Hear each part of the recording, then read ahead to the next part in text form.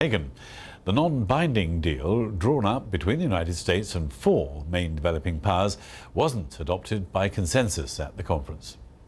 2 years of preparation, 2 weeks of talking, and at the end of it, most countries reluctantly accepting a deal brokered by America.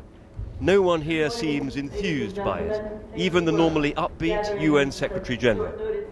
It will take more than this to definitively tackle climate change, but it is a step in the right direction. Last night, President Obama secured agreement from a handful of key countries, but others objected. On targets for cutting greenhouse gases, the hope was for global emissions to peak by 2020. Instead, the accord talks of that as soon as possible. On aid, the poorest countries had demanded at least $200 billion a year, but the deal speaks of $100 billion by 2020, though it's not clear how. And on warming itself, the aim was a goal of a maximum rise of 2 degrees Celsius by the end of the century. The agreement speaks of acting with a view to achieving that. The Climate Change Secretary Ed Miliband, who'd worked through the night, put a brave face on the outcome.